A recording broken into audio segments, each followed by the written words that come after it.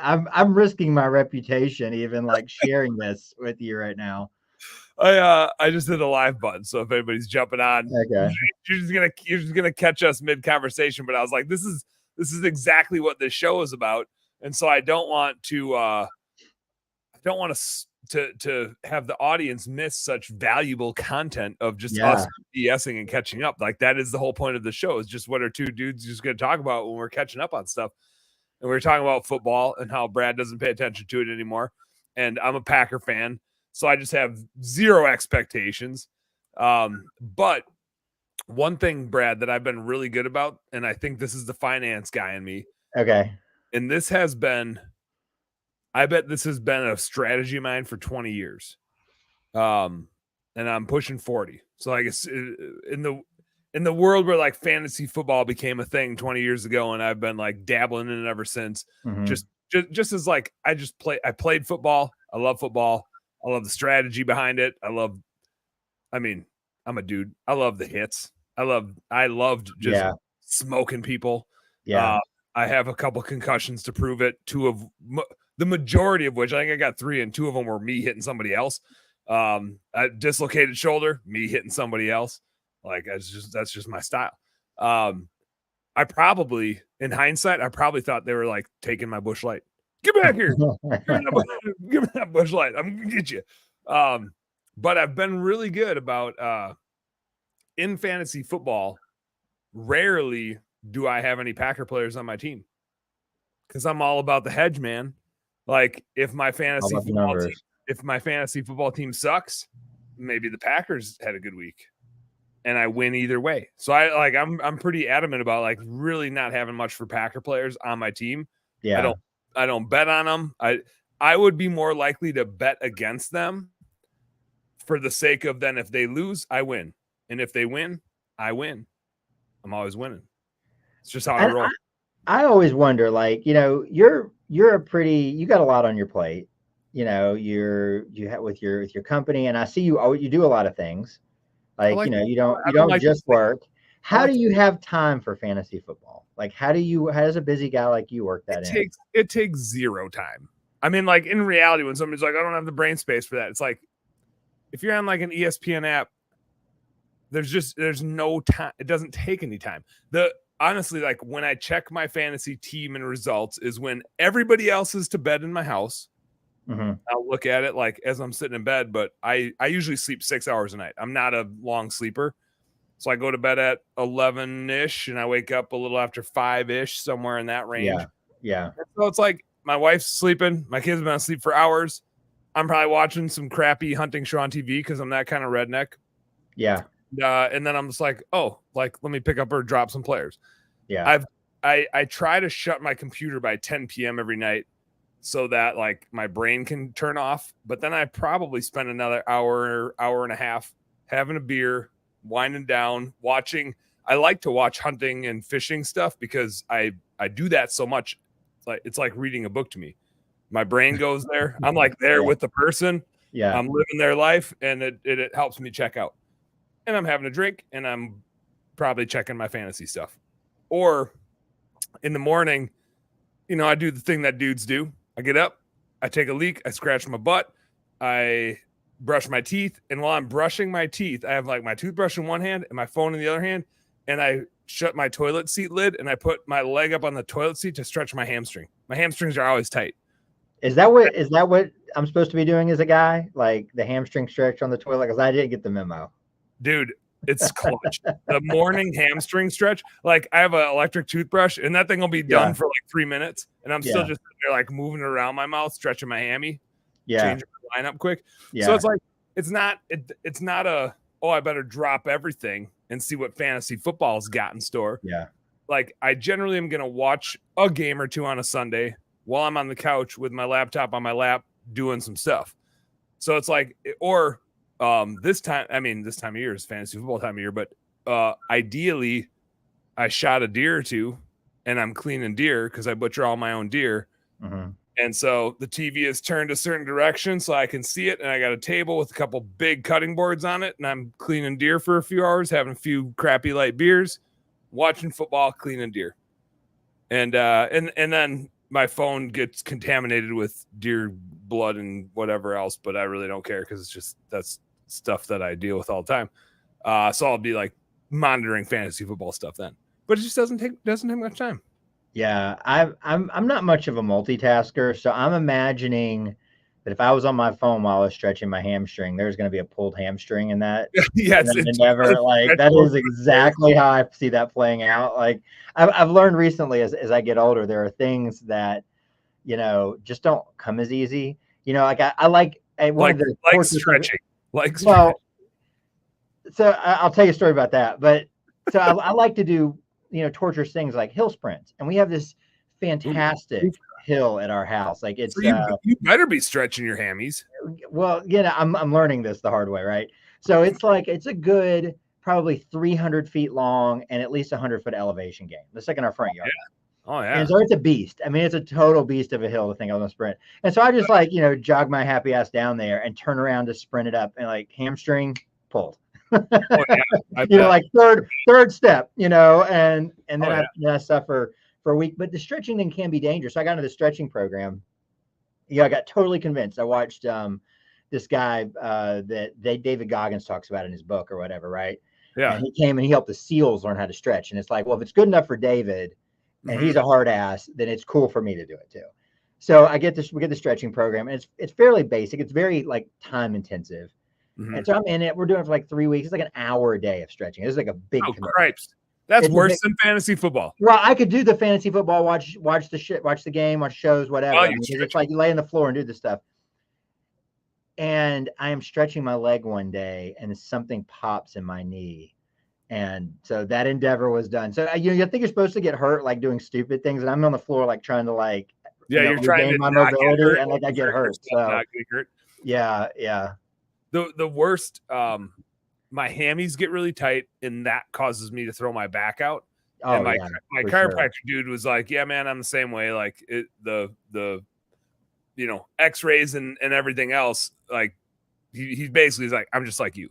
Tight here. This is a little sideways. This is always going to happen. Like this is never going to go away, and it's just a thing you're just going to deal with and manage." And he said, the best thing you can do is just constantly have like a light stretch on your hamstrings. Like your hammies are always going to be tight, and you're just going to live that life because you're active and you exercise, but you're also just constantly up to something, whether it's dragging a deer out of the woods or like pulling a boat up on a trailer or whatever it is. Like you're always just going to be using your low back and like lifting with your legs and like stressing your hamstrings. So he basically was like, every time you're doing something, stretch a hammy, like throw it up on a countertop, throw it up on a chair. Right. And so like I do try to do that. But the last time I really screwed my back up, and like screwed up to the point where I was like bent over and I was like, I can't stand up, where it's like you're out, you're toast. Yeah. I forget what I had done, but I could tell my back was tight. And my old man, sorry, listeners, I'm going to introduce Brad in a little bit here, but we'll get to it. Don't worry about it. We're just going to get to it. We have stories to tell. Podcast brought to you by Best Damn Bookkeeping and that sort of thing. But my back first. So I had tight hammies. I had kind of tight everything. I was actually like doing yoga at the time. Like I would wake up early and yoga was part of my daily routine. And I think I probably overdid it a little bit in yoga, which is like stretching's great until you stretch too far and then you really F it up. Yeah. And so I had probably stretched a little bit too far, and my back was really tight. And I have one of those inversion tables where you're just like whoop and you like hang upside down. Okay. I've never done one. They're great until they're not, just like stretching. And my dad had like really compressed discs, had back surgery, and really need another back surgery. And they basically told him, and this had to be over 10 years ago. They basically told him like, we can't operate on you again, or you might never walk.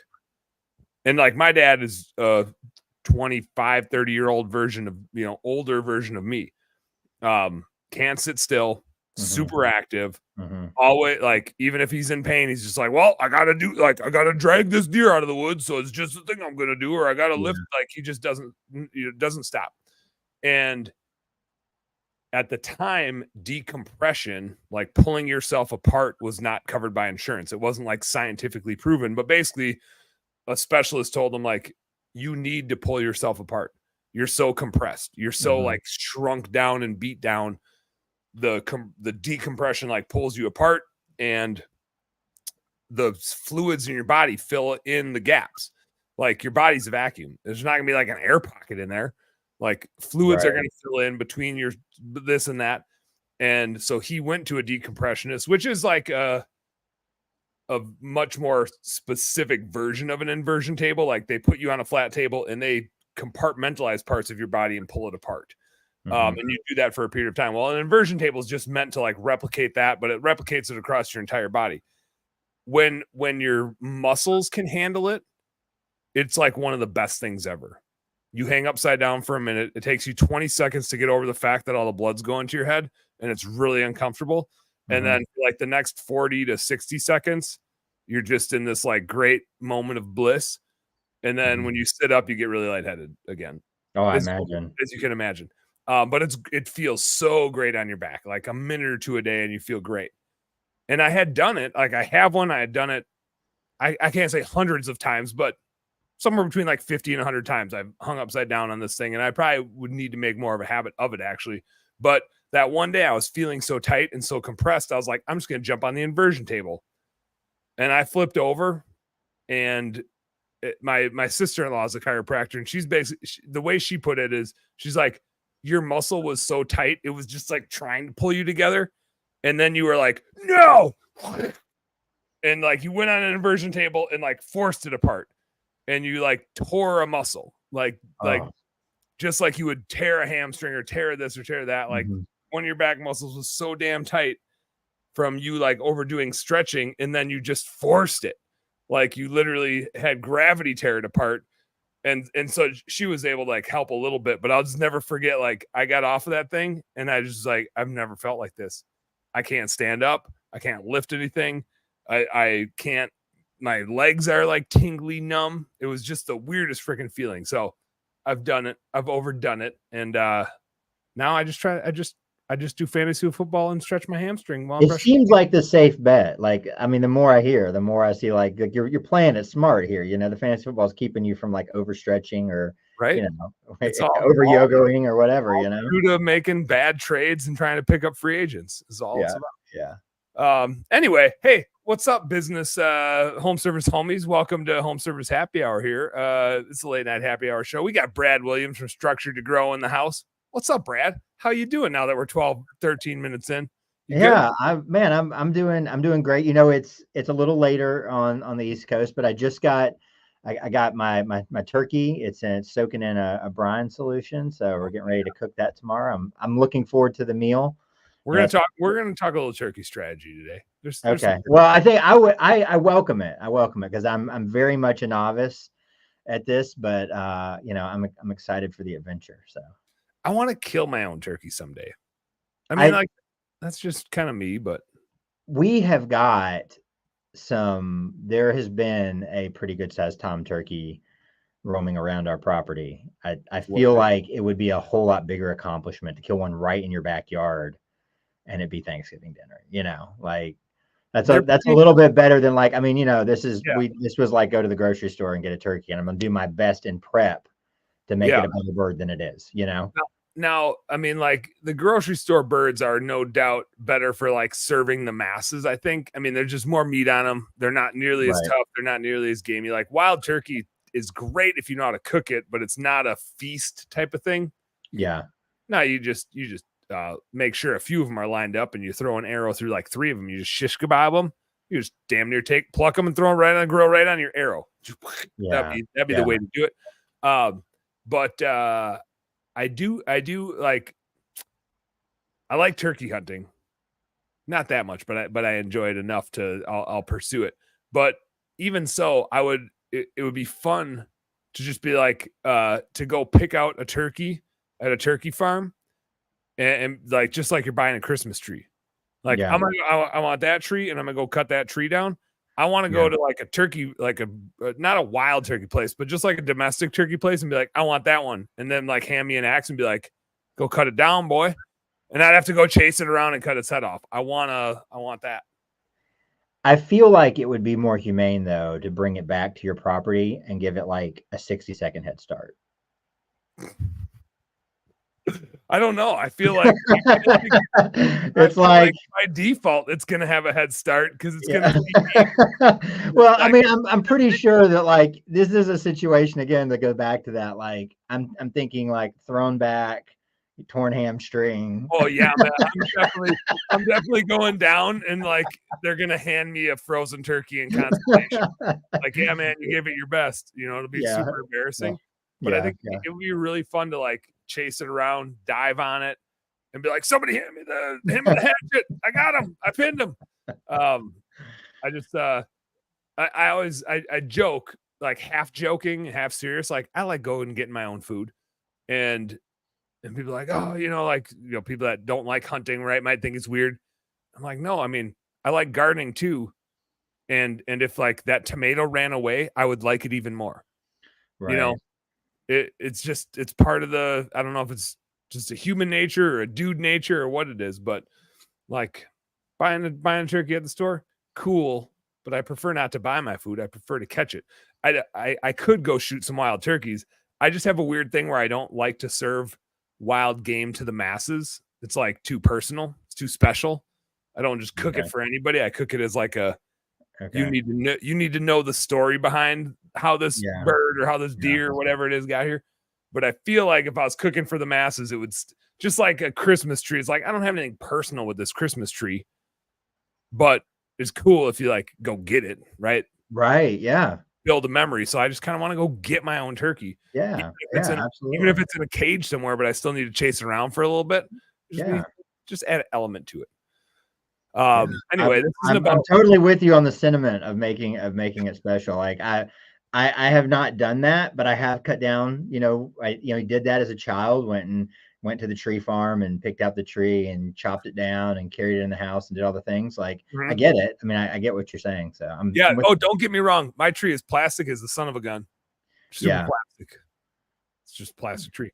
But you don't know how many like rabbit holes and side conversations I've avoided so far, because I feel like so far we've talked about torn hamstrings and fantasy football and turkeys, and I'm thinking, don't tell more side stories, or we'll spend the entire time and we'll never have gotten past turkeys. I don't know, like Christmas trees. I think that's I do now. If like talk about a situation to pull a hammy, dragging a big tree out of the woods.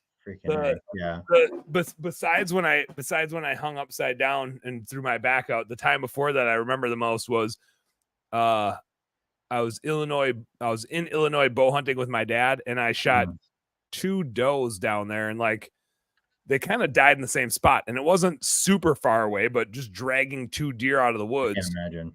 It's I mean, I'm pretty much Barry Sanders is who I am. Without quite the agility and the Hall of Fame career. But you're strapped up, and I got ropes behind me, and you're dragging. So you're like, you're walking at like a 45, just, just trucking. And I got the second one back to the truck, and my dad's in his 60s, and he obviously has a bad back. So I'm like, let me do this, old man. And I threw the deer up in the back of the truck. My hamstrings are just like, if you made a fist and then squeezed it as tight as you possibly could so your hand really hurt. Like that's what my hamstrings felt like just the tightest thing you had. But I was like, well, I'm just a tough guy. So I'm just going to pick up this doe and I'm just going to throw it in the back of the truck. So I picked up the doe and I threw it in the back of the truck, and I did. And I was just like, yeah. And then I got up in the back of the truck. I had to like move some stuff and shove it forward. And I have a topper, so you're kind of like bent over in the back of the truck. Mm-hmm. And then I got out of the back of the truck and I stepped onto the ground, and that was what did it. It was the stepping down onto the ground, and that was it. I couldn't stand up. Well, you'd already done it. The stepping on the ground was when like your brain caught up to what you had just done to your back. Yeah, it was like 99.9% of it had been torn. It was just waiting. Yeah, this was just just think. It's just like there should have been a sound effect along with it, and I just fell to the ground. I was like, I'm done. I lose. what is it about men when we get to this certain age and our fathers are getting older, and it's like we still need to show them that like the tables have now turned, and Yeah, it's like let me handle that, old man. I'm the strong one now. Just step back. So Dad and I, Dad was doing an inspection in a house, and he was there, and they had this massive gun safe, and I moved a lot of his gun safes, and like this is not that gun safe. It's not the one you're thinking of. This thing is like armor plated to the hilt. The door is like This is the kind that you it, like the bolt weigh's down. in the neighborhood of like 800 pounds. Yep, yep. And so the people that are selling the house are like, look, It's got the locking mechanism on it that you like. It looks like a and it baseball. takes more than one turn. This ain't like the one at the like sporting goods store Yeah. he's got those. I've moved those. Yeah, This is not that safe. And so, I mean, it's like the whole thing is like plated with like 3/8 or half-inch plating.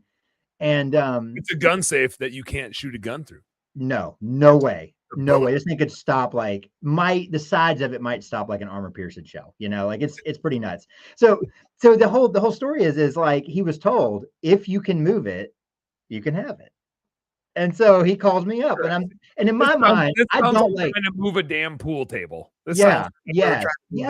From a And I'm thinking this is not a great idea, but he's like pumped on it. It's like he has his heart set on this thing. He's like, this is not like the gun safes I have.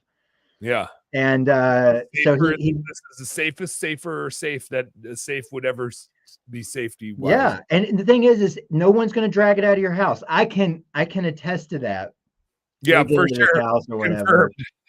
and like, I mean, it's you're not going to put it on a hand truck. None of that is, I don't own the hand truck that could be put on, like I don't own that piece of equipment. I'm not sure what type of equipment you need to move it. We didn't have it that day. So instead we had like some broomsticks. You tip it up in a dolly, and the bottom thing of the dolly just snaps. Oh yeah, the dolly would have just completely fallen off. And so we had like some like little metal pipes and broomsticks. Mm-hmm. And so like we got it on it, and we're trying to use that to roll it. Yeah, you're just without destroying the floor. Mm-hmm. And so we get it over the threshold. And you can imagine just getting it over a door threshold was, a nightmare. Yeah. And we get to the trailer, and I am just tired of this. So it's like, watch out, old man. I'm lifting one end of this and putting it in. I can flipping deadlift 2/3 of this thing. Watch out. Yeah, I got this. So I get a hold of this thing, and I do manage to get it in there. Mm-hmm. But let's just say that like there was multiple months of missed like hard workouts for anything that had to do with squats or deadlifts. I just picture your spinal column just going like. Well, it's like because you got to get it, and you're just trying to bend over and like get under it enough to like just get it up in the flipping trailer. And that was a really poor mistake, but it was like, no, Dad, I got this. Yeah. I got this. Would be easier with just one of us. Yeah. Exactly. So, I feel you, man. All right. So we're 23 minutes in. Brad, can you tell us a little bit about yourself? What obviously I've got an ego problem, and I'm getting to the age where my body is getting fairly fragile, so I'm sliding into middle age is who I am. That's good. It's like guess who Brad is. Now you have plenty of context. But I think when I was first introduced to you, you were working kind of like helping out at Bergflow, but you also speaker and mentor, and you've been in the home service space for a while. Can you give us the Cliff Notes version on your trajectory in the home service space? And then I want to talk a little more about Structure to Grow. We should talk a little bit about your business. Just like a little bit. If it's up to you. It's totally cool wherever we go with this, man. You do these late enough at night that like my ambition to like pitch hard is pretty small. So I'm cool to just chat. So I grew up, and I wouldn't say, I guess home service is not exactly, but I grew up in construction, which is a very tangential relative. Yeah. It's like half brother to home services. We didn't do a lot of fixing. We did making. We made. You guys fix and maintain. And so I grew up around that, home building, that kind of thing.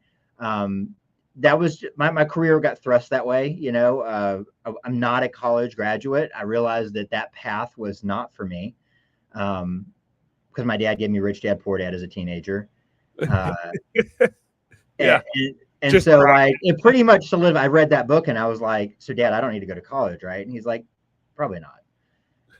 My mother has not forgiven either one of us, you know, decades later.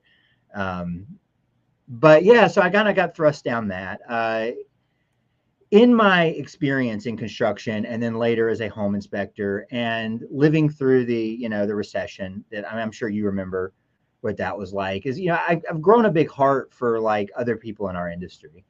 And very long story, through some successful media creation that I did for myself, I started to realize there was this whole world of marketing that was never a part of the education I got in business growing up. And so my wife and I started a marketing company. You didn't learn the 4 P's of marketing: product placement, promotion, and there's another one in there, isn't there? I guess there would be one. That was like 3. Did you say price? Price. No, I didn't. Okay, you got it. Yeah, that's good. Nailed it. Thank goodness. Okay, they're not going to fire me from marketer. All right, I'm good. I heard somebody in a book the other day call it marketeer, and I'm like, I'm never using that because I don't want to be a tier of anything. It's like freaking A. Like, way to throw us in the trash can, guys. If you're a marketeer, I'm already picturing you in tights. You're definitely wearing tights. It's not a pretty picture, No. Even if you're deadlifting an 800-pound safe. No, and that's even a worse picture. I don't know what it is about like the younger generation thinking that it's okay to wear tights to the gym without anything over it. Yeah. It's like, weird. Guys, this isn't good. This is not a good thing for us as men, for you to do that. Like, this reflects poorly on me. Put some pants on, Yep. Nobody's interested in seeing your curves. There's not a good curve. You don't have a, it's not a good fit. And I get it. Compression pants, that's awesome. But then you wear shorts or pants over that, You sure do. The only time I don't is when I'm done hunting and I'm like walking around the house. I used to go hunting. I'd go like Christmas Eve, right before my entire family came over. I'd be usually out bow hunting, and that was like my tradition. And then I'd walk in, and it's obviously like chilly as hell out in Minneapolis. And I'd walk in like nothing but my tights, and I'd be like, man, it was cold out there, as if that was the only thing I was wearing. I mean, after hunting, the amount of like testosterone going on, like, it's okay. I'm just like beating my chest. It's okay. Like, I get it. I got the picture. No, but you know what the picture looks like because of the weirdos wearing tights. I didn't do it in public. I just did it in front of all my weird relatives to make them uncomfortable. That's right. It's like, if you're in my house, too bad, guys. Yeah, this is my house. I wear what I want. I've lost the plot. But yeah, so we ended up in the world of marketing. And I think, in that journey, kind of honing those skills, practicing those skills, learning about storytelling and media creation, and then all the marketing tactics out there. We made some really great relationships. So when you and I first met, we actually had several clients all at the same time, which was a total like coincidence, came to us. We're consulting them, we're standing up programs for them, and they're like, hey, want to come be a part of our company? Like, we really love what you're doing. Why don't we, put a ring on it, guys? Yeah. And at the time, that seemed like a really cool thing. So I jumped into a couple of those partnerships. Bergflow was one of them. The other one was actually in the distribution retail space in the home services industry, which was really cool. Got really close to that and learned a lot about, like, being in a different role in this business. And so those relationships ran their course, as they often do. And we're back in the world of consulting and marketing and creating some, badass video. Like, that's something I'm very passionate about, is I really want to change that. I want to change the business relationship with that. When we got started, it was, hey, businesses, you got to have a video, right? Like, that was the argument. Today, it is, having a video is not enough. Like, you got to make story-driven content that can get people's attention. And so we've got some stuff in the books that I'm not ready to talk about yet, but that is going to be like, at a minimum, I might not put a dent in the universe, but we're going to put a freaking dent in some of these industries, with the stuff we're going to make. So that's it in a nutshell. What I'm curious with video, there's a lot of places you can go with the video, right? You can put it on YouTube where we're on right now. You can put it on Facebook where we're also on right now, or Instagram or TikTok. You can put it on your website. What's the best? Maybe not what's the best avenue. Maybe we'll get there, but like, what are the different avenues that you see where it's like, hey, if you're making video content and you're trying to make it sexy and get somebody to pursue farther, what's the strategy behind it? Is there like a length that should, and don't give all your trade secrets, obviously, but like, is there a length it should be? Is there a place it should be? Should it have somebody just super sexy and just like masculine and super cool with a deep voice sounding like this? Or like, what's the, how does it need to look to appeal to people? What's the, where do we go? That's a good question. That was 7 questions. Actually, I think that was 7. No, it's a big question. Like, it seems like it has like a small answer, but it has such a large, complex answer. That's probably why I couldn't ask. It's a moving target. It's a moving target. You know, okay. I think for one, every place you go is going to be different. So the first battle, or the first strategic decision that you have to make, because it really is about strategy, right? It's really about like kind of knowing where to go, where to set your flag, and then where to be agile, right? You know, and I think that's kind of that first thing. And so the question you always have to ask, whether you're making a video or you're running a static ad or you're doing any kind of content, or just, we'll stick in the world of content, right? Is, who is this for and why am I making it? Right? So the first question is definitely who. Like, who am I trying to reach? And if I'm trying to reach 18-year-old dudes who like to hang out at the gym in tights, it's a very different thing versus like my dad, who has totally different interests. Yeah. Right. Like, who is really like excited about the world of tractors right now. And who's not? Let's be serious. Who's not? Only people that just don't know any better. It's just, actually, people don't know. I know who's not. Dudes going to the gym in tights. They don't have Amen. They've never been on a tractor. They don't know anything about tractors. So, they definitely don't know how to change the oil. That is a fact. Big problems. Not knowing how to change your own oil, not how to row your own gears. These are like major societal problems. But we'll have to tackle those in another episode. We will. I can't now. We can only solve so much today, Dan. Hold on. I have to just full candidness, full transparency. Yeah. We have a really old Ford tractor out at our hunting property. Yeah. And right way up on the front, we call her my dad has a name for her. Shit, I'm blanking on it. Oh man, he'd be so pissed if he was watching this right now. He'd be so disappointed. He'd think I was a dude wearing tights. But way up on the front, like right up in the front of the tractor, is a little screw top, which you would think would be the gas tank if you were just a normal dude changing a thing. Yeah. I found out the hard way that's the radiator. That is not the gas tank. Although I found that out. I filled that son of a gun up with gas, and it like was boiling over, and I was like, man, this gas tank is hot. The funny thing is, those old Ford tractors are so bulletproof, it just kept running. It didn't care that I threw gas in there. It just kept running. And later, I was just like, man, I feel like this thing's like just running dry on gas. And my dad told me to put gas in it. So I threw some gas in it. I didn't realize like the gas tank is like, yeah, lift this up and then move this. And then there's the gas tank. I'm just like, why would they put the gas tank there and the radiator there right in front of you where you would think a gas tank would be? So anyway, I can't make total fun of people that don't know how to do any maintenance on tractors, because I don't even know where to put gas in an old tractor. I mean, it's like a 1958, so it is what it is. But anyway, I digress. The thing is, like you said, those old Ford tractors, it's like, look, pansy, I can use fuel for coolant, yeah. My tractor don't give a shit. Is that the best you got? Yeah. So it's because the people that built those things, lived through the war. They they saw things very differently. They did not build them to throw them away when the next, little piece of technology or the next fashion thing came along. But that's Yeah, again, it's a 50-year it's tractor. Or I guess it's a 70-year tractor. I think that thing's hell yeah. As old as my dad is, at least. I think that's one of the cool things though that like I see, we just upgraded size in our Kubota out here.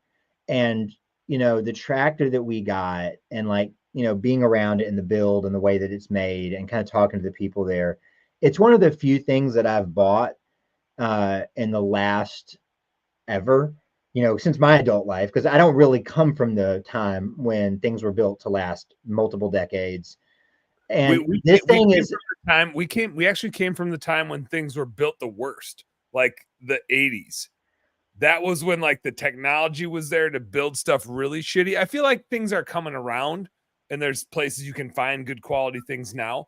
I think there's a demand for it in the right space for people that are willing to pay for it. Like the late 70s to pretty much through the rest of the 20th century, people just made shitty stuff. Think about the way cars were produced from the late 70s, in through the 90s. It's like, what were you guys thinking?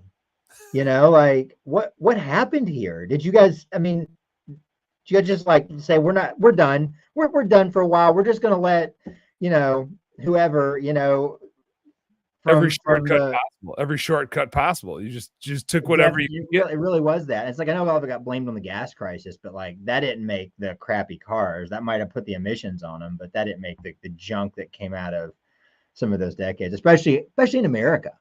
What we know, we really were at the forefront of making crap in that time period. Now, just to play devil's advocate, I think America was like, hey, manufacturing, meh. Music, let's go. I think they took all their best people and they're like, let's make some music and let's make some great movies that are like timeless. And they put all their energy to that and they just said, fuck manufacturing. That's probably what happened. If it wasn't for companies like Toyota and Honda, I think they would still make the same kind of cars here today. Right. Oh, I was going to say, like, we're probably back at horse and buggy. They just would all quit. Like, never mind. So, but getting this tractor, it's like the first chance I've been around something that is obviously built to last. Like, I am sure, unless we wanted to, we'll never have to buy another tractor. I'm 100% certain of that. We just got a Tahoe, it's like a 2021. I'm not sure it wouldn't make it to the end of the decade. I'm just not feeling like it's nice. It's nice. It's got more luxuries, than one from 10 years ago. But that thing was not made, for like my kids, for me to hand it down to them when they, turn 16. It's not made for that. It's meant to be, you drive it for 3 years and trade that thing in, and they're going to go put it in the scrapyard. I'm working through my 2011 F-150 and I'm at that point with the truck where I'm just like, the reliability is going to start to come in question and it's going to burn me here pretty soon. But I'm also one of those dudes where I'm just like, I just kind of want to hang on to it for as long as I possibly can and just drive her into the ground. And I'm pushing 200,000 miles. Yeah. But she lives outside. The squirrels like living in her. She's getting a little rusty. The check engine light is on a regular basis because of the squirrels living in her and whatever wires they're nipping at. And it's still now, people are like, oh man, the repairs and maintenance. It's like, yeah, I probably spend $3,000 to $5,000 a year on repairs and maintenance. Cheaper than a vehicle payment. Yeah. By far. Right? Like half of a vehicle payment. So I feel like monetarily, it's still a decent truck. It's probably not 3 to 5. It's probably 1 to 3. But I did just dump 17 into it for a whole bunch of shit. And so it's like, can I go get a new truck? Yeah, I go buy a new truck tomorrow. But part of me likes the game of seeing how long I can get this truck to last. And like, even though I know it's not built to last forever. Yeah. I want that. I want to be the dude driving the old rusty truck. I just don't want to be the dude on the side of the road standing next to an old rusty truck. So it's really torn, really torn. Well, we were just in the same spot. We still have it because now it's had more in repairs lately than it's worth, but have a 2012 Tahoe. And like, total side note, like I'm like a legit car guy, and like coming up to this property and being at an age where I'm just trying to be financially sensible and stop wasting money on sports car after sports car after sports car. I'm in this position and now I have you like a Toyota Corolla? You like I have these two boring cars, right? Like to me, two Tahoes is like, I mean, we are in a slippery slope. Well, how many kids you guys got? How many kids you guys got? Well, two in the house. Two that are out of the house, but two in the house. So like, and when we go places, the Tahoe's nice to travel in. There's room for everybody to spread out, and it's very practical, right? And so is like a Dodge van. Not that I would ever own a Dodge, but or a van. That to me is like the death. Just take me out back and shoot me if that's where we're gonna go. Like, I'm taking it. You guys take the van. I'll meet you there. I'm taking the Kubota. Yeah. Yes. Yes. Yes. I'm putting her in high, and I'll get there when I get there. So this 2012 Tahoe, we were in the same spot. It was coming up on 220,000 miles, and it had been a total gem. Like it had a cable in the gear shifter that broke, and like it needed just regular maintenance. Other than that, like brakes, I don't think we've ever done the shocks on it, like tires, brakes, oil changes, everything would just been fine. Like it had just been good. And I knew we were over 200 and I knew we were in like the danger zone.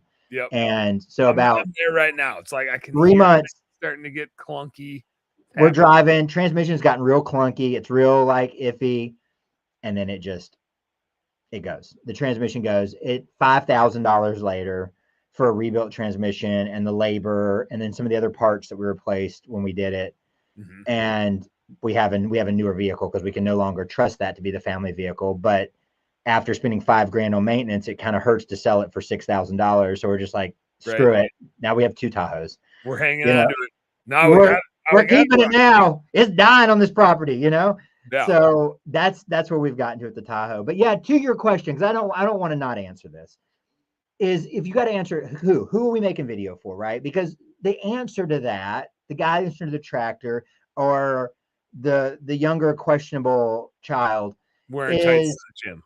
Yeah, is a different thing. Like they don't go to the same place. Yeah. So, but once you know that, right? Like once you're really clear on who you're going after and you know where they're at, then you can decide. Then you just have to work with the platform. And so what works today may not work 6 months from now because it does move faster and faster. So, 6 months ago, if you're on Facebook, by far the best thing you can do to get attention is learn how to do the reel. It's reels on Meta. Reels or Meta. Yeah, reels. And get good at that because they are helping you because it's all about exposure, right? Like at the end of the day, we're facing a really big problem. But if no one puts their eyeballs on it, you can't even solve the problem, right? So you got to get exposure. So it's all about working with the platform. If you have a business that seems like, hey, my audience is on Instagram and they're also on YouTube, and I want to hit both, then I really got to start thinking about like what works where, right? And do you need to go so far as making totally different videos for different platforms, or is it like you absolutely make content you 100 differently? And that's the big question when you're making content is the one you just asked, right? Like, all right, I am a business owner, right? And whether I'm a large or a small business owner, I have this much bandwidth to make content, right? And by far the most efficient way to make content is to do what you and I are doing.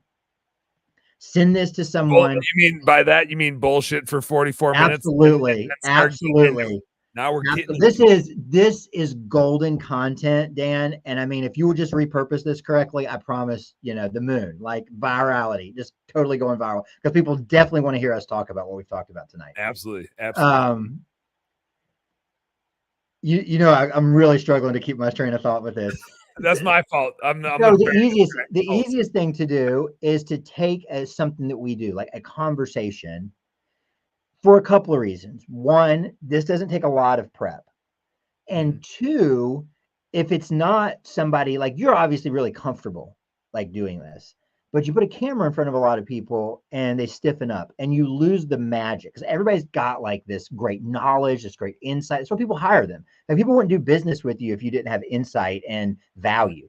But you put the camera on and it's like, it all kind of falls apart. You have a conversation like this, people get comfortable, they warm up.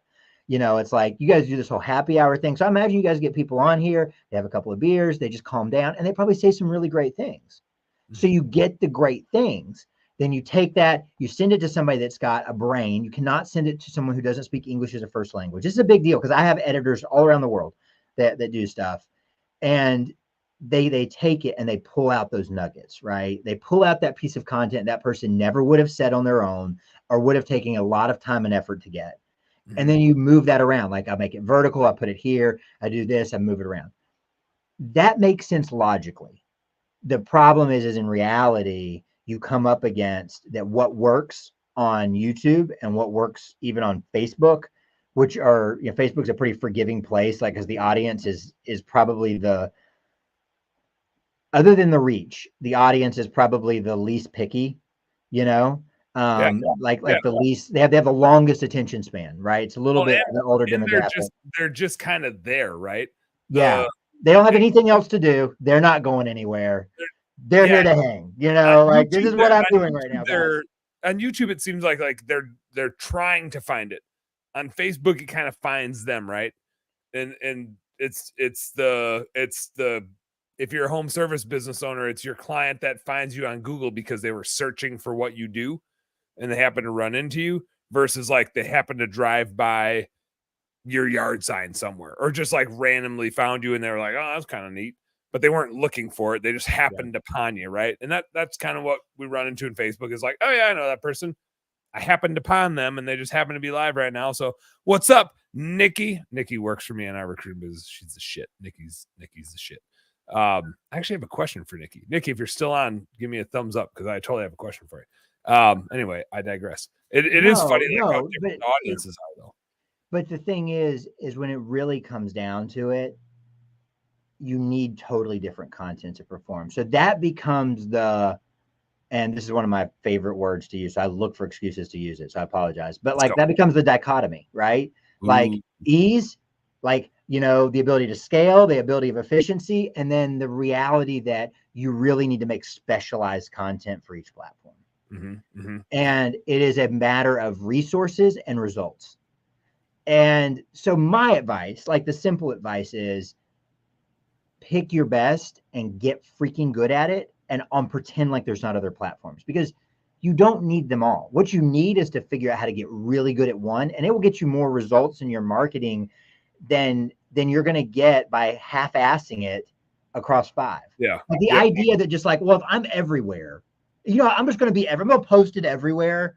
And I do this sometimes because sometimes I get that urge, right? I'm like, it'll be better, right? I put it on LinkedIn, put it on Facebook, put it on Twitter, I put it on these places. It has to be good. But the truth is, same thing in your business, right? If you're like, I'm going to be, I see these businesses, you see the trucks roll around town and like they have the list of the services down the back of like the truck. And it's like, I do like gutters and I do windows. And I also happen to clean things. And then on the weekends, we do plumbing and we do, and then sometimes I'll have like the totally like unrelated things on there. And you're like, do you really do that? Or, why do you do that? Do you think they're good at any of those?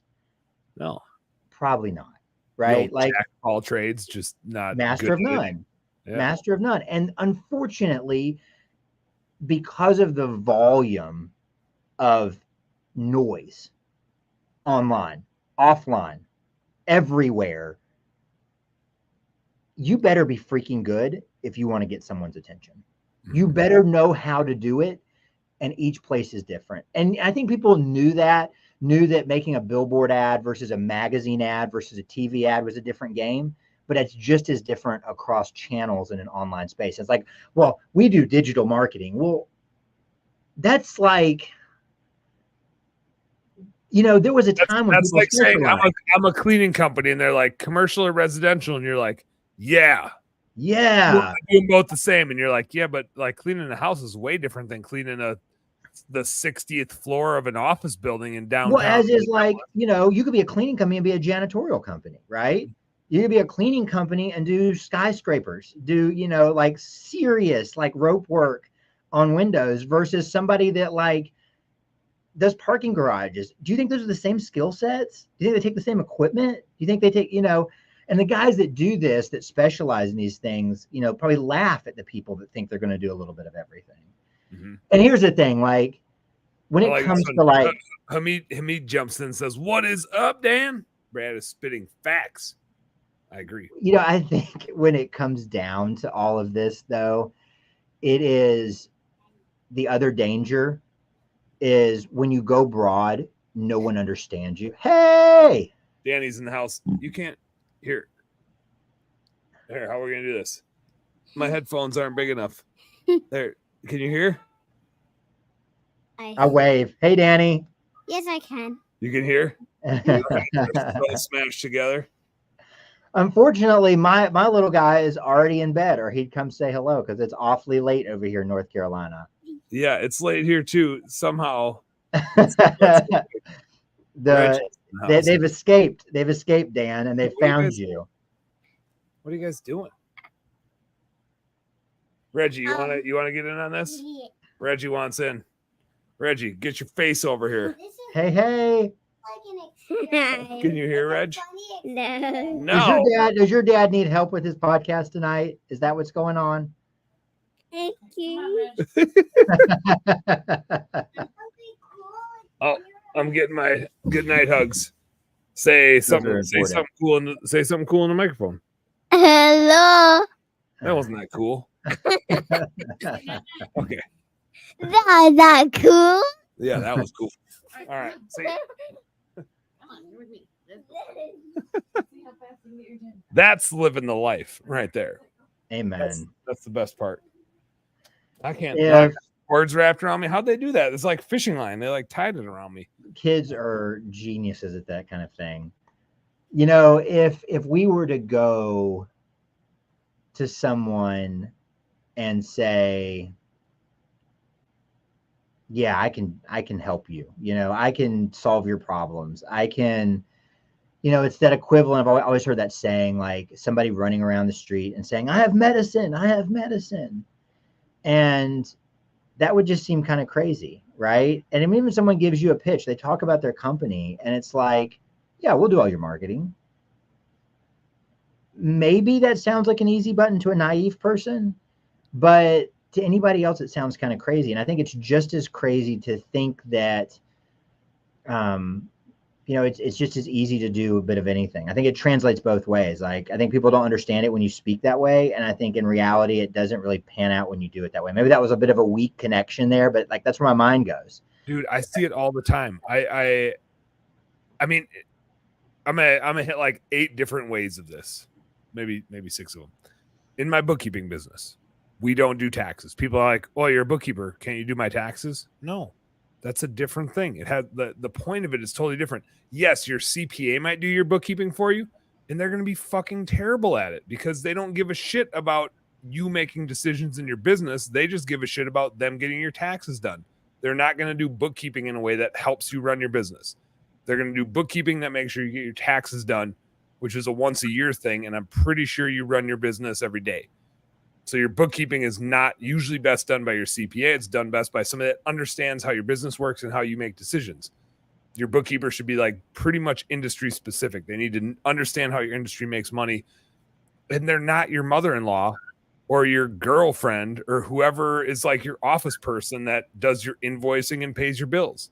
That is also different. Like there's 3 different types of accounting that happens in your business, and they're generally different people. My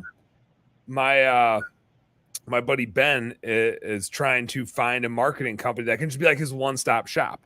Yeah. Part of me is like, I understand the appeal of that, but the guy that's good at Google ads is not the same person that's good at building a website, is not the same person that's good at doing Facebook ads or building that digital content. Those are different skill sets. And when you try to find a one-stop shop, you sacrifice so much, right? He runs a sewer and drain cleaning business, and they do like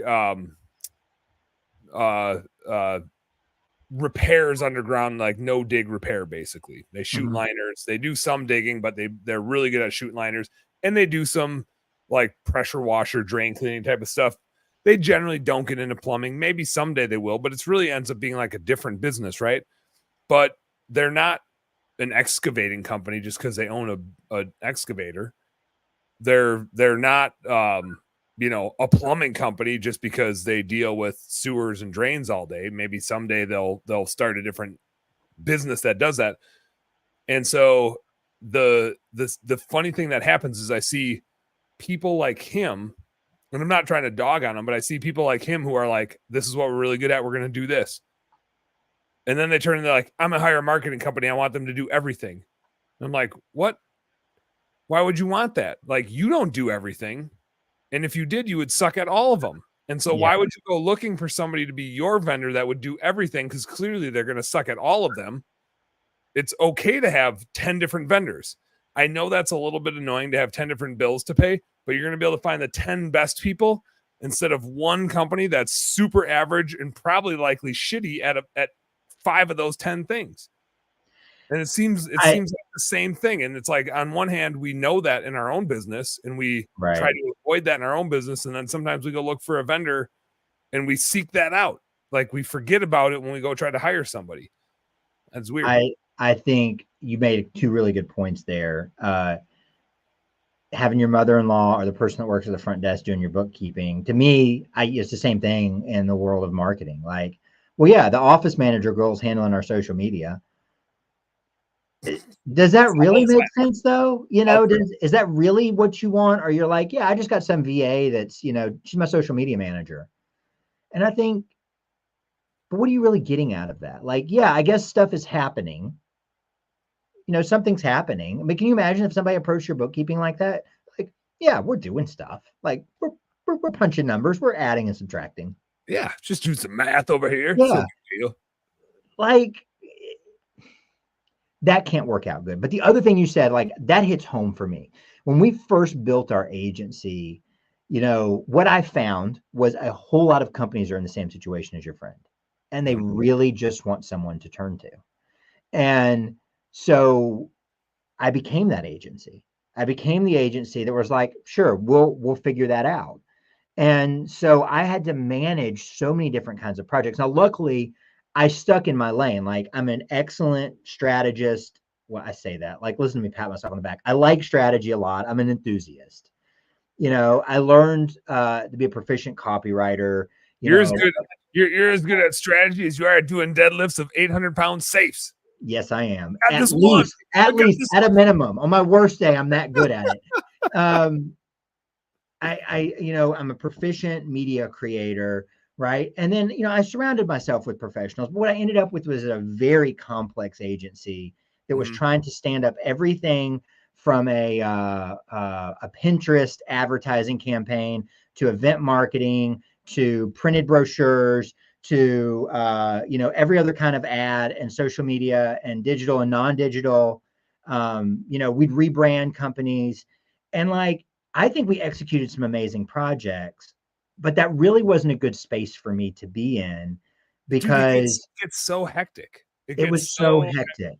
It was so hectic. And to be honest, there were definitely times when we got into things that we didn't have enough expertise in to deliver on the level we wanted to.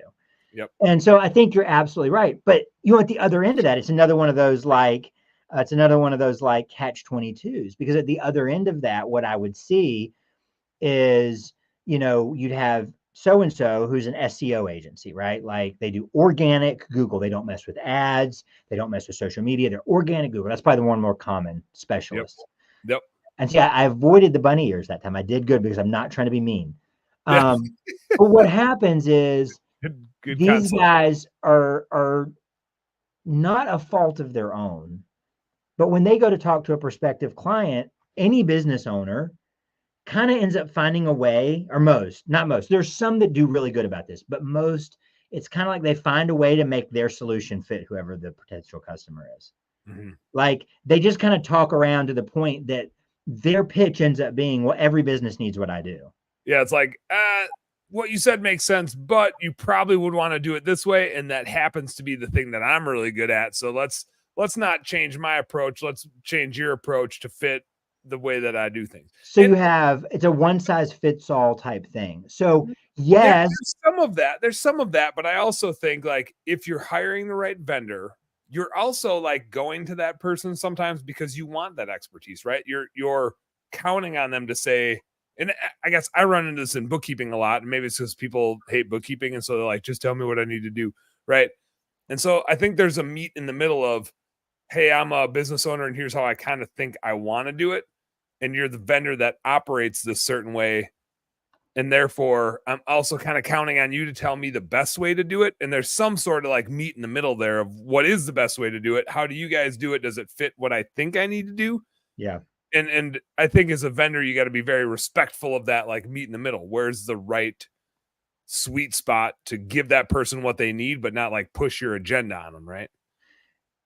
Absolutely. And I know people that have services that are very quick. Like they've learned that not all clients are good for them, and signing a client that's not a good fit is only going to lead to trouble in the future. Right? Unhappy clients are not a good thing. It doesn't matter whether they pay you for 6 months or a year or forever. Unhappy clients weigh your business down. They're not profitable clients. They're also potential liabilities for you. And so I do know there are services out there, and they're very quick to say, hey, I totally understand where you're coming from. What I do doesn't really fit what you're telling me. Like, I would love to work with you, but I don't think it's the right thing. And I think that still puts the business owner in like a vice. And this is kind of where we've come to, right? Like, so this is, and I can kind of share like what I think my solution is for this, because I still want to help. Is the business owner, what they really need, the problem is making the decision in marketing of like, where do I go? What do I do? How do I build it? How do I make those decisions? Because that's not my expertise. My expertise is operating my business. It's where I'm good. And over here, you're asking me in a very fast-paced, changing landscape, where do I go? Where do I spend money? I've only got this much to spend. Like my profit margins are such that I only can spend 5% or 8% or 12% on my marketing. And in service businesses, I mean, probably not much more than that. And how do I do it? Because I can't choose everything. I can't have a Facebook campaign and a YouTube and make content in a studio and then also run Google ads. And then I also want to do this print media, and I run out of money really fast. And so what they really need is somebody to help them navigate that. And so like, I think the missing piece for a business owner is because they can't have like C-level help. Like they can't hire like a chief marketing officer. Yeah, right? you're not sitting on a 6-figure salary ready to go. Like, yeah, I just need this one person and I got all the money to make those decisions, because that's what they do, right? The chief marketing officer is responsible of saying, these are the results we have to get this year from our marketing. Now I'm going to assemble the contractor and workforce and programs and strategy to do that. And so I think businesses just need an architect. They need, and it's the same thing. You're to hire an architect for like your commercial building or your house. The architect is going to get to know you, right? What your needs are, what your wants are, what your budget is, where it's at, the topography, the weather, materials. It's like, I really like wood, and they're going to know the capabilities of those things. They're going to make the design, but then they're going to go further. They're not just a draftsman, right? An architect actually stays along, and they stay with the project when the contractors come in, and they help make sure that it comes together, right? They become your advocate. They're your expert to take what's in your head where you want to be and translate that until it's reality. And I think that's what's needed. And so that's kind of where we tried to go, because I felt like that was the greatest need. Is companies need somebody to come in and not just be as traditional consultant and say, you just need to do ABC, peace, I'll take my check, peace out. But to stay around and help them stand those things up, but not be the person that's trying to sell any one of them. So I can help a company say, yeah, a video program, this type of media would be great for you. Or I can say, you know what, you guys really need to focus on your search, or you guys really need to focus on this community, or there's this group of people you guys really need to leverage relationships with, and kind of stay with them and help them through that process, and not really have a dog in that fight. Right. And so that's kind of where we came to, because I think it's like you said, it's like you either get the one size fits all agency that's trying to do it all for $1,500 a month, which is, if someone is going to tell you they're going to do everything for that, you're not getting good work. Yeah. Yeah, you're You're getting not. a human pile of shit, but they're at least You know what they've done is they've written one thing, and I see this in trades industries a lot, and sometimes it works. Is they become the roofing marketer or the pressure washing marketer, and they write like one set of blogs and like one set of social media and one set of video clips, and they just go sell it to 100 different people. Yep. Because then the business makes sense for them. At $1,000 a month, they sell that to 100 people. They can produce some content, but it has nothing to do with you. And I can promise you, we go back to that conversation, right? Like that's not going to work in a noisy world. Not because it might work in a flash, right? Like it might generate a result at a point in time for a period of time, but it's not a sustainable strategy. It's a, hey, we got something and we're just gonna do this, and then all of a sudden you're like, oh, that thing I was doing stopped working, but I'm still spending the money. What happened? And I see that happen all the time in marketing. And one of the I want to get to and I'm saying this so that you remind me to get back to it because you're better at that part of this than I am. But I want to get to how you organize and compartmentalize the different pieces of marketing when you're looking at somebody's business. But one of the interesting, before we get there, one of the interesting like onuses of marketing that I see is the ROI is so much more under the radar, or not under the radar, but like under the microscope. It is so much more assessed. Recruiting ROI is massive, but people don't think about it that way. Administrative employees, sales people, the ROI is massively important, but people don't think about it that way. The onus isn't nearly as high. When you hire an office manager, you're just like, oh my God, thank God I have an office person. Their ROI is so freaking important, and people dump so much money into office people that lose them money, but they don't think about it because it's not super clear if that person's making you money. Marketing, there's more clarity in the data, and the ROI is just like, is it working or is it not working? And people are not quick enough to invest in the right things and pump money into more of the right thing, and are like they know what to do, but they're too emotional about it. It seems like that, like all the numbers are out there for them to do the math to figure out what works, but they get emotional and excited to go try the next thing instead of going like deep on something and really getting good data on it. So anyway, that's like an observation of mine of marketing in general that I think is a challenge for marketers, is they have to fight this battle of excitedness and people being quick to like pull the plug on it without having done any of the math of is the ROI really there or not. Poor expectations. There's so much in what you just said. Like, I almost need to take notes to kind of hit the different points. Marketing is under an extreme microscope. Totally. When it comes to ROI.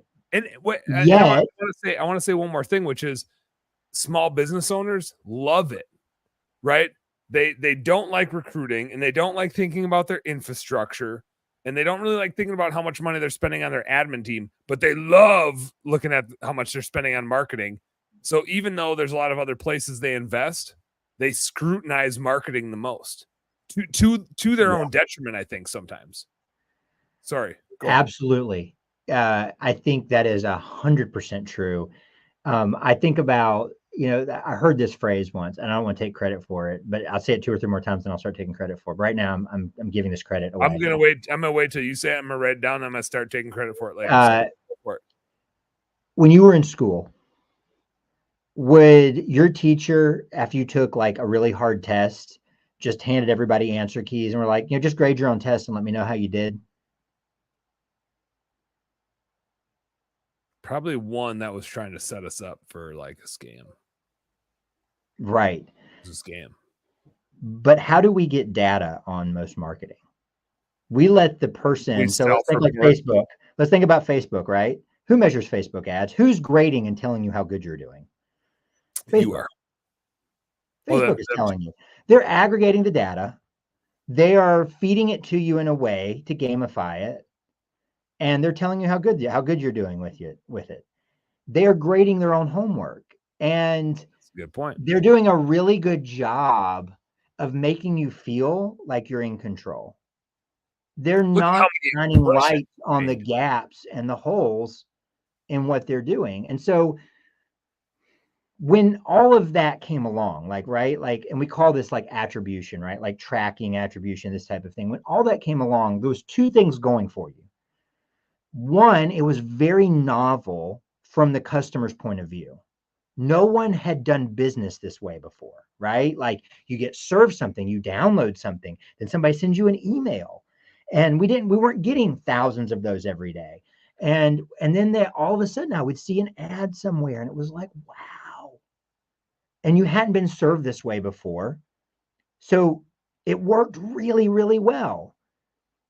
And then over time, everyone started to do this, right? So the cost went up, the competition went up, the ROI goes down. And then you have this giant move in society over the last 10 or 15 years that privacy has become a lot bigger issue. So Internet 2012, Internet 2014, following someone around the internet with a cookie was a very simple thing, and there was nothing blocking it. Mm-hmm. Today, half of everyone that uses this device is opting out of that. Look at this thing. It's mapping the room. I was just saying, it's already like, what's going on here? That's the LiDAR on your device mapping the space you're in. Do you know it does that? Isn't that crazy? I didn't know that. It only picks it up on certain cameras. But anyway, the webcam or whatever happens to the frames per second just happen to work out that it catches it. Oh, shit. I was to say, I've never seen it's that. It's creepy. It's totally creepy. That's not this conversation. It's not a conspiracy conversation. But yeah, the phone is mapping the space. I'm gonna have a hard time getting over that. My mind is, I'm like, my phone's sitting here. I'm just like, is it doing that? Is my phone doing that? It's probably you can't tell. Your eye can't see it. So you have this privacy going up. So you have half of everybody with one of these phones. Yeah, your camera doesn't pick it up at a rate that does it. Yeah, it's a camera thing because I don't see this on every camera. It's crazy. So mine probably knows this room because it's in this room so often. Yeah, it's like I don't need to look at it anymore, guys. This is old freaking news. Yeah, this dude's in this room all the time. I know exactly how we're gonna ambush him. So when we're coming in to get his bush lights, that's what you basically have a lot of people that are opting out of that, right? On one hand, on the other hand, the novelty is worn off, and the way people access information is changing, right? Like, so the way that we buy things, we're not going to be, oh, you send me a 3 email sequence. Well, I'm going to click on all of them. By the time I get to the end, you've totally sold me and I'm in. That worked at one point in time, but not anymore. And because people are changing, they have access to information. So I might see an ad, right? And be like, that's interesting. Mm-hmm. And then 3 days later, I'm on YouTube. And I might search around about that product a little bit. And somebody might have a YouTube channel and they're like, you know, this product that you were looking at plus 3 others. And I do some research. I'm like, well, that's interesting. It kind of confirms it. And then maybe I go to a review site, right? Or maybe it's something that I know my buddy is using something similar. So I pick up the phone or I send him a text. Mm-hmm. And because we're searching for something we trust. And as the amount of information has gone up, the things that we trust goes down, right? We get fed it all the time. Like, is the government telling us the truth? Is Facebook telling us the truth? Is Google lying to us? Are they manipulating? All of them are definitely lying to us. I'm sure of that. That plays in your consumer mind, though, right? Like that knowledge that we know that we don't really confront, but we know it plays in our mind. So the way we make decisions is we are out there searching for trust. So it went from a time when someone could just give you the information, position themselves as authority, to a time when we're like, I've got to verify that. And my wife is listening because she's like, why is he not coming to bed? He says they're why is he still down here? I'm with you, Nikki. They're definitely watching and they're trying to get my bush lights. Well, and they're bending reality. I mean, a lot of people have proven that, right? Like the social media platforms bend what you see to create a reality that they believe will keep you there.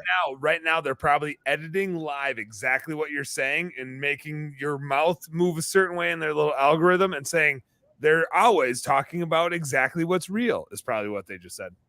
So here you go. So we've come into this situation, and like your reaction to it, I think illustrates it. We've come into this situation. The biggest problem that any company is going to face today is trust. Totally. It's trust. Here's the thing. Immediately as you say that, I'm like, I watch these Google phone commercials and it's like these people and they're like, here's a picture that you take and you can make it be whatever you want. And I'm just like, I don't want any of that. I want a picture that's true of the moment. I don't want to manipulate what reality was. That sounds fucking awful to me. I want what's real. I don't want your stupid ass camera. Like Google, you are selling me out of your phone. I don't want your manipulative bullshit. I want what's real. I don't want your fake ass shit. I don't know. Maybe that's just me. I want real stuff. I don't want I think that represents a lot of people. And so that's caused us to change how we get information back to how we've always done it. part of me, my immediate reaction to Nikki's comment. Nikki says, "Wait, are you guys even real?" I was about to take this bush light and just dump it on my head. Like, I'll show you real. And then I quick rethought that, and I was like, that'd be such a waste of this bush light. Yeah. And then I'd be cold and wet, and neither of those things sound great to me. So and then every time you sat in that chair for like the next couple of weeks, they would have that smell, that's like, it would smell like a basement bar, just like that stale old beer smell. But you remember this podcast. So Nikki, I don't know if we're real or not. So I think that's caused people to go back to ways of getting information and trust that we can rely on. People I trust. I go to people I trust. Dan, I can ask you a question on bookkeeping. And if you don't do my industry, I'm going to say, can you help me find somebody? Mm-hmm. Right? So we're going back to this personal thing. Now we're doing some of it online. Because we're connected in new ways, right? Like it's easy for me. If I'm a pressure washer, it's really easy for me to go make a thing in a Facebook group and have hundreds of other pressure washers see it, which is really cool because I'm not just limited to the person I know or have their phone number, but we're doing it in these old-fashioned ways. Well, here's the thing. Privacy policies and the way all this works, as a company, I can't really measure people doing that. Yeah, I got the ways they're gaining trust. So then my job has to be, but I still need to gain trust, not get more clicks, right? I don't need more clicks or website visits. I need more people coming to my website who already have some level of trust in me. I need to figure out how to build that before they come to my website. So they're not like, is this guy $50 cheaper? He has one more feature somebody else didn't have. Well, I'm going to call him up, Yeah. I need to build trust ahead of time. So yes, in measuring it is really important, but two, we've got to invest in things that are hard to measure. So I'll tell you a story. I just was out. I love that story. Isn't that the whole thing of marketing? Isn't this where this whole conversation started? Is we got to tell good stories. Absolutely. Let's go. I just had an opportunity. I was out in California at the beginning of the week with Steve Blythe, Jay Racenstein. You know Jay Racenstein, right?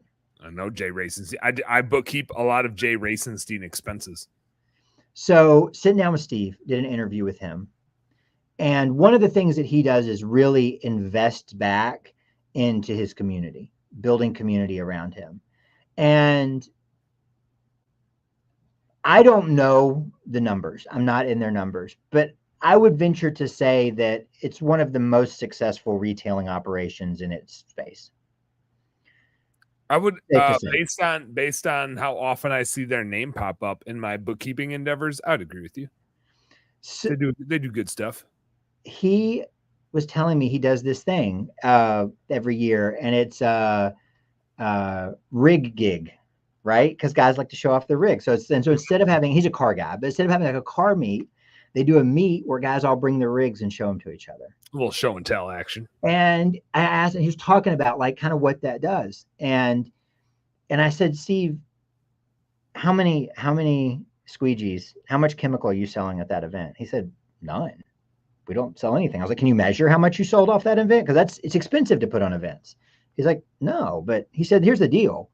We're fighting a battle for people's awareness. We're fighting a battle for people to want to do business with us and trust us and loyalty. We're fighting a battle of loyalty. When companies like Amazon are trying to offer an easy purchase option, we're fighting a battle to be more than that to our customers. And now I'm paraphrasing, but he invests a lot into these things because what he knows is that to win people and to win their business long-term, we have to be willing to invest in the relationship. We have to be willing to invest in the connection. We have to give people reasons to trust us. And so our marketing then has to be this very careful balance of building trust and doing things that overall get an ROI. So that means we have to be able to look way far out and look over longer periods of time, but then also be frugal with what we do and say that, yes, it does have to get an ROI, but it may not be, I run an ad this week and did it work this week? Otherwise, I'm pulling the plug, like you said, because I can tell you right now, marketing is not done in terms of days or weeks. It's done in quarters and years, right? Like these are initiatives we have to build. And even if we do the right thing, right? The best program is probably something that started out one way, and then through some careful, I try this. And if that doesn't work, I adjust this. And over time, it's iterated, right? It evolves into the thing that's really good. You're not just going to be like, I have this marketing idea and I'm going to throw it out in the water and it's just going to, it's like pulling the lever on the slot machine. It's going to hit a jackpot. It doesn't really work that way. Like, great marketing campaigns are built over iteration and refinement. So it's this mix of understanding that we're dealing with people and we need to kind of help them understand why we're a solution for their problems. Like, are we talking about our problems? Are we talking about our product? Like, it's like, do I care about what's going for you, or am I just telling you how great my product is? I mean, I see it all the time. I see even they're making videos every day on social media, and I'm so deep into a rant. I'm gonna stop. Give me 1 second. Every day, and they're just like, we're the best. We're the best at what we do. We're the best. Call us today. Nothing but the best with us. We're the best. And it's just like, nobody cares. They didn't care. Anybody can say that. Anybody can say that. It doesn't mean anything. Neither does how long you've been in business or anything else. The only thing that matters is, can I trust that you can solve my problems? Which means, one, they have to connect you to the problem and the solution, right? Like, I've heard there's an acronym. It's like FAINT, to make a decision, right? It's like funds, awareness, interest, need, authority. So funds, authority. So, like, do they have the money? Are they the decision maker? Are they interested in it? Do they actually need it? And does it fit on their timetable? Right. And so you've got to answer those questions, but then also say, I'm somebody that's not just making empty promises, because I know a lot of people are making empty promises. And just because you're in a home service industry and you're not selling something more ethereal like marketing strategy, you still have to cross that bridge. Well, I think there's a good point there, which is, historically, I've been very obsessive about. I mean, there's a lot of good points there. I mean, it sound like there's only one good point. No, I didn't take it that way. I didn't take it that way. There's one connection that I made to just how I've looked at marketing historically in our window cleaning pressure washing business, and I don't look at it this way in my bookkeeping business, which I think is funny that I have like segments of how I think about marketing. But in our window cleaning and pressure washing business that we've had forever, I would look at acquisition costs and I'd be like, we did this marketing, we got this result, boom.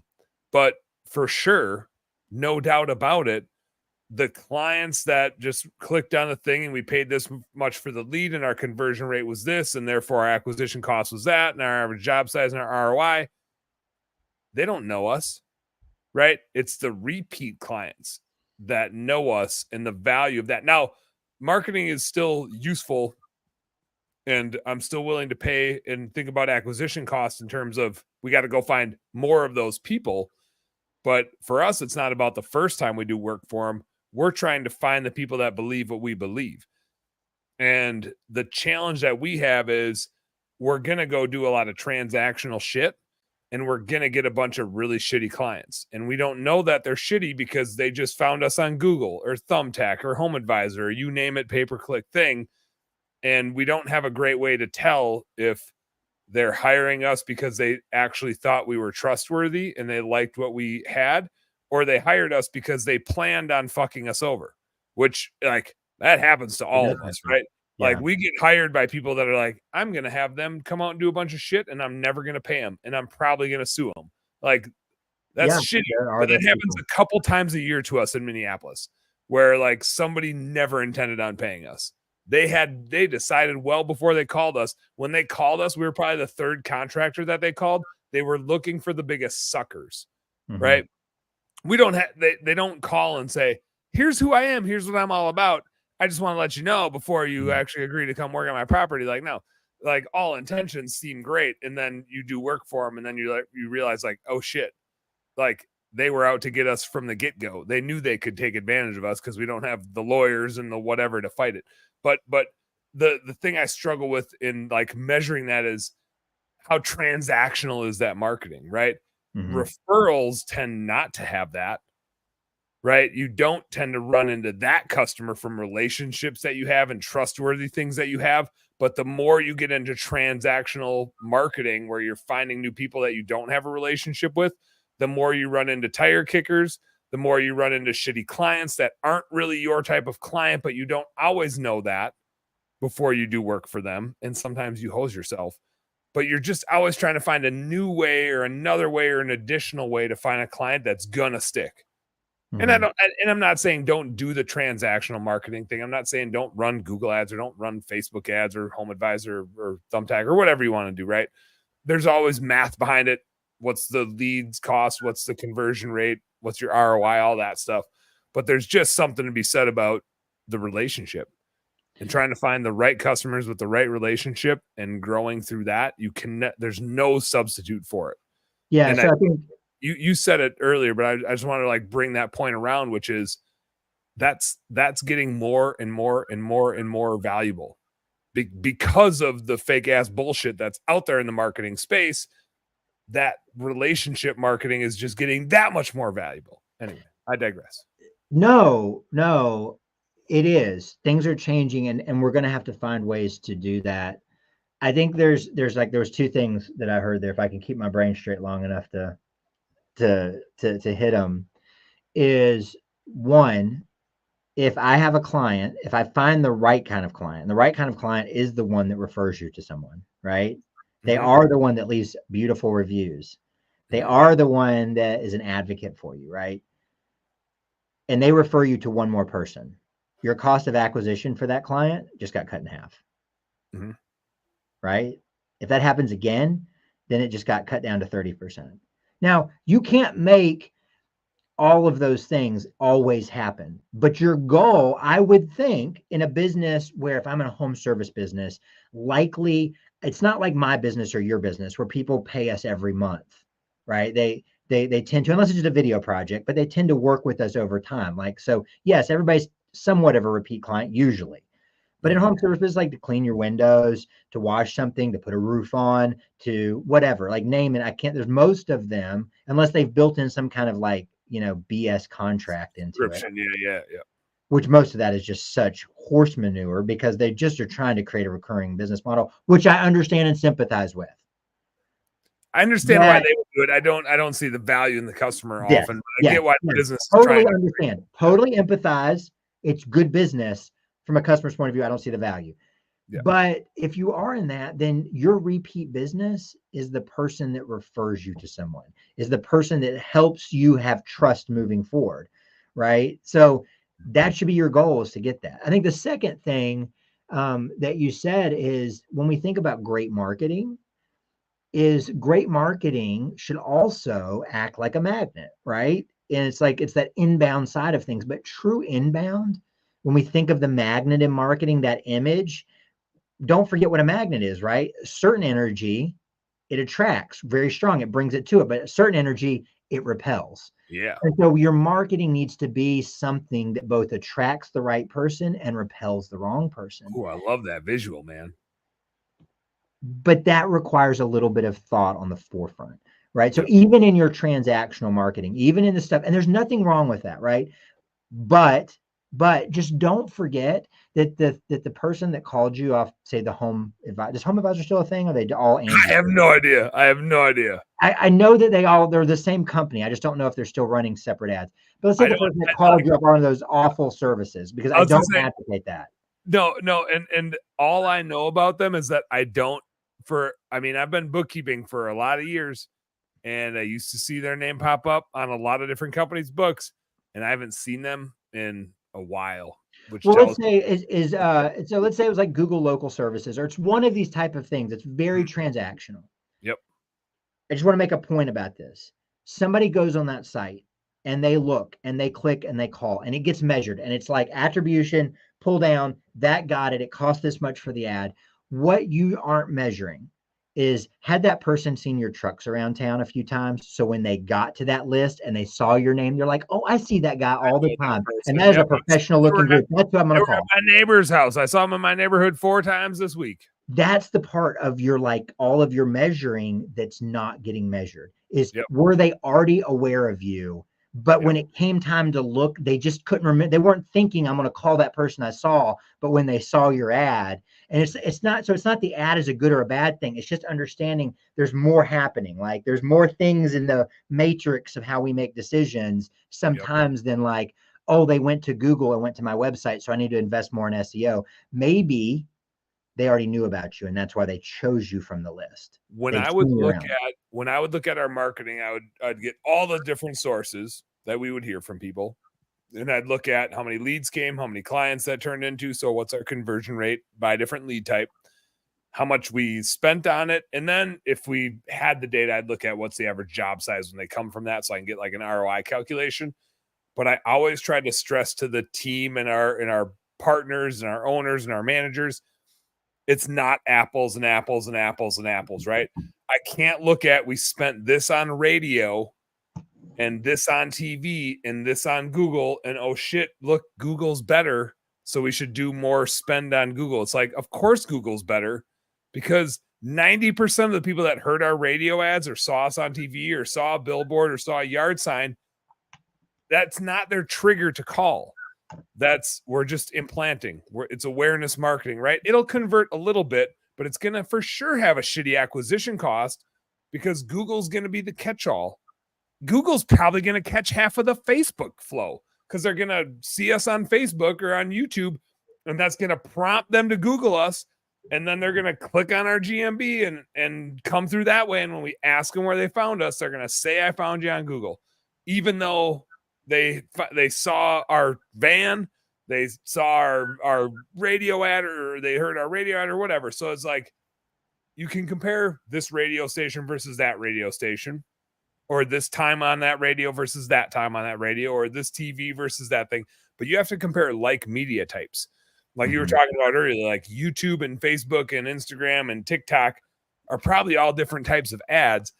That might be comparable, but you can't then take that and compare it to like what's your Google ads acquisition cost, because a bunch of that other social media shit that you have going on is going to end up creating a Google search, and Google's going to get attributed as the lead source. That's not good or bad. You just need to think about it. It's not good or bad. It's just, can you think through the bigger picture? At play, and recognize that people's customer journey is probably going to be not linear. It's probably going to be the way they like to do it. They're not all going to be the same. Don't try to gamify it or like force it. Try to accommodate that people need to see you in multiple places, and that's okay. And so I think there are a few things to look at. So you asked, like, when you're designing, like, how am I going to market? And there's a few things to look at that you want to know. One, how do I equalize my evaluation across the different things I do? And I think that's as much as like the programs are different, right? So if you're in the kind of business that's going to an event and then also running Google ads and then also has a salesperson, to be able to look at all those and give them a fair comparison, because chances are that's going to be difficult. There's a good chance that you're not doing that. So that's important, because we do have to decide that some things need refinement, some things need more investment, and some things just need to be said, we tried that, but it's time to take that money and put it somewhere else. Yep. We got it. We know enough. We do. And you got to give it time, right? Like you got to give it the effort, and effort takes time. Well, and just like to know if marketing's working, like you can't half-ass it. Like you got to go deep enough to actually know. And I think that's one of the trickier things about marketing is like, it's not getting easier either. It's not getting easier. Yeah. And then I think the second thing is to know, like, how do people like to buy from you? What's the difference in the volume and the conversion on the phone versus directly on your website versus clicking to call on your website versus whatever, right? Like, what's that last touch look like for you? And kind of understanding how your customer's operating, because that's going to help you know what to do before that and what to do when they're there. Like, just having a website, like your website could serve a dozen different purposes depending on how people use it, right? It could be a research tool. It could also be a tool that's basically just like, I already know about you. I want to do business with you. I'm trying to find out how it works. At this point, all I need to know is, what does it look like for us to do business? Because I'm trying to make a decision. Do I call today or do I call in a month? Yep. Right. Yep. they're not deciding between you and someone else anymore. So that could be different. And I think the strategy is different, right? To understand, how people move. And I think the last thing is to kind of look at it from a effort standpoint. Like, so, break it apart. Like, when we do, events, when we do our outbound effort, when we do this podcast, when we do whatever, and like you said, I think sometimes you're absolutely right. Customers are going to give you information that might not be 100%, but I do think asking your customers, whether they come in online or they come in over the phone, digging into that and letting them have the opportunity to give you a bigger story, a deeper story. It's like online when they go to click, just have an open text field that says like, how did you guys find us? How did you hear about us? How did you end up here? And having them do that, you'll get information there that you won't get anywhere else. Yep. And it might help put together some of the pieces. You might start seeing, oh, people listen to the podcast, but then they happen to see our social media ads. We do know that's happening, even though they're not clicking on either.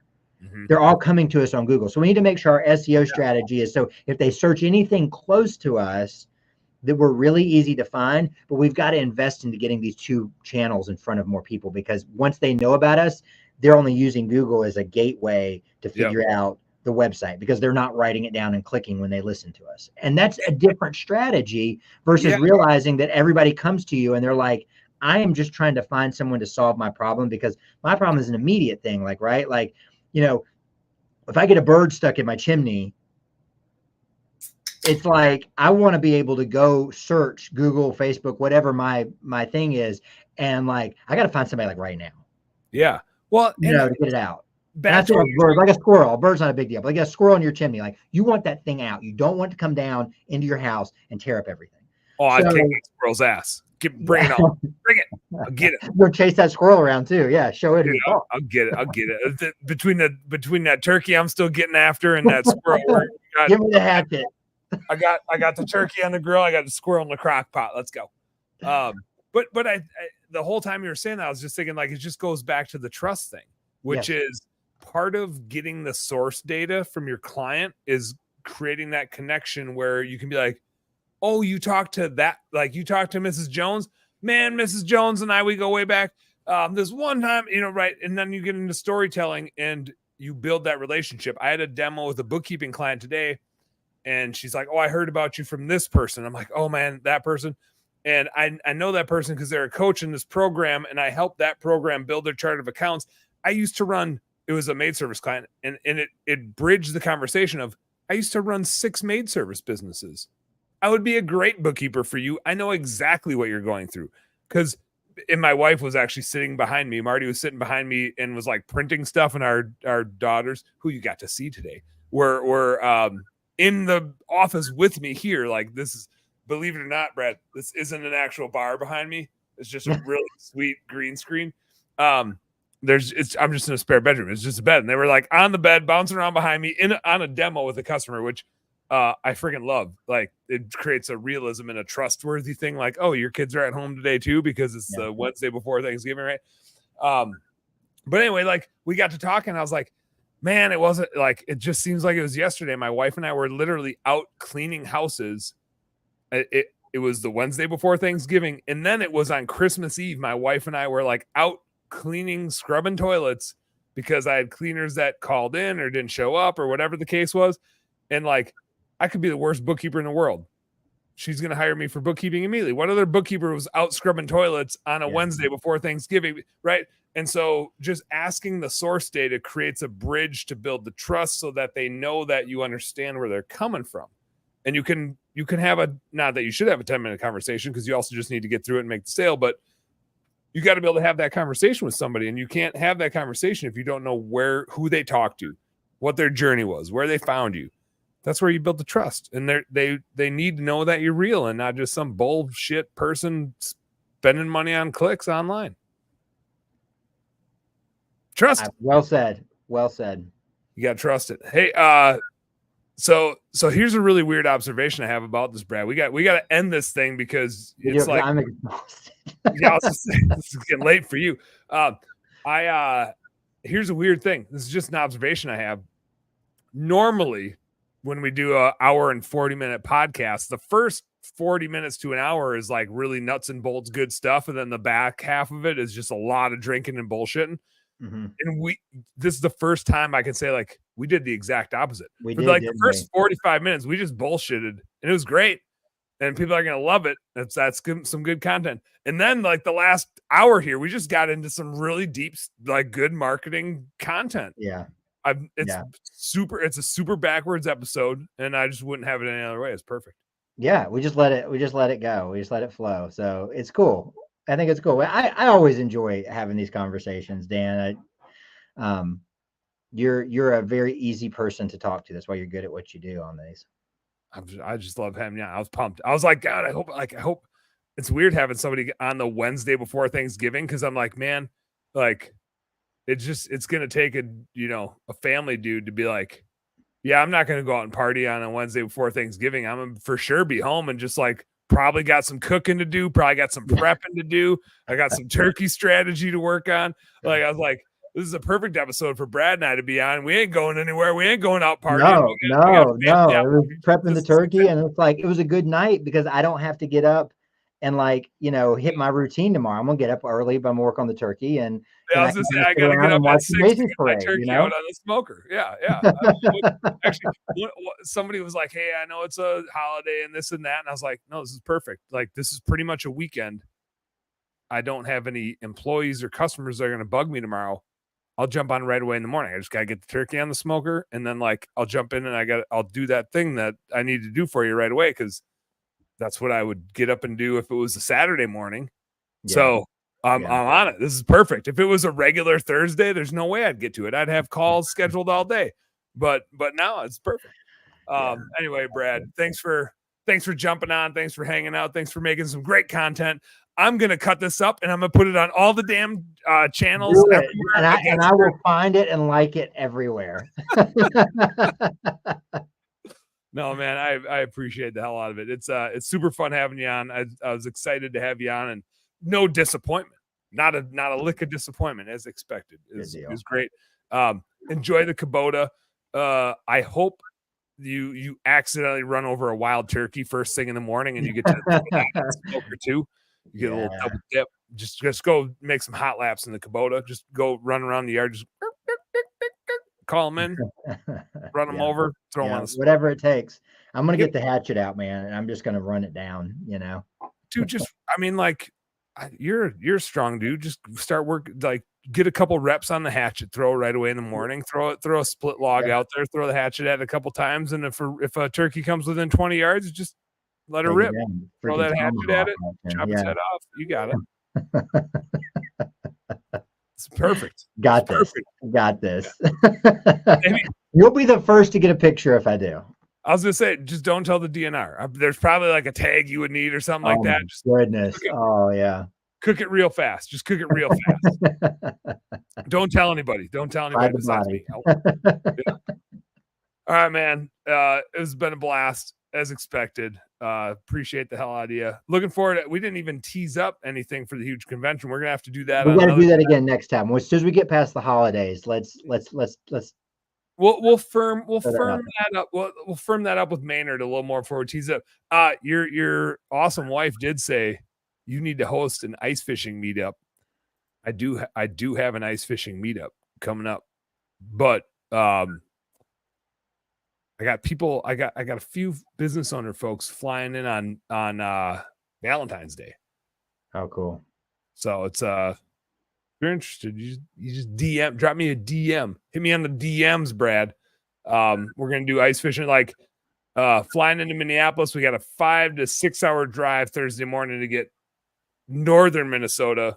Ice fish all weekend in fish houses. Got a few rentals. Drive back Sunday midday. Probably get back Sunday night. Fly out Monday morning. It's a thing. It's happening. It's going down. Nikki is just foreshadowing. She didn't even realize it. There is an ice fishing business owner meetup, northern Minnesota. It's happening. That sounds cool. It's going to be, it's not going to be that much fishing. It's going to be mostly, for me, beer drinking, fish fries, bullshitting, and then more, and then just that like over and over again. Yeah, on repeat. All right. Well, I'll slide into your DMs, man. Hit me in the DMs, slide into my DMs. All right, man. Brad, appreciate the hell out of you. Home Service Homies, thank you guys for tuning in and checking it out. I owed a couple shout outs here. We had Power Wash Bros checking in. We had Tiffany Welch. She jumped in right at the beginning. She's like, "What? I just jump into? You're all talking food to table. We're talking about killing turkeys." My gal Teresa and I were texting earlier tonight, just talking nerdy business stuff. Angela checked in tonight. Thanks, Angela. We had Hamid. Hamid was checking in. Our boy Brandon Vaughn. I saw him and I was gonna like give him a shout out, and then he was off, and then we were talking, so I didn't give him a shout out. Yeah, he didn't want to hear about the fantasy football. he was later. He jumped on once we were actually talking about business stuff. Okay. Okay. But he says, "Good to see you, Brad." Ryan Davis from Service Legend checking in. So thank you guys for tuning in, for checking in. We appreciate the hell out of you. Home Service Homies, you guys know what to do. Work smarter and harder. Go earn some pride.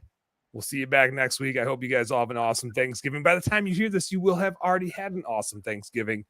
And go get them. Go make some money. Finish the year strong. Brad, I can't wait to like see you in person, man. Yeah. Someday, one of these times. Soon. We'll work it out. Hell yeah. Hell yeah. All right, man. Thank you much. Home Service Homies. Good night.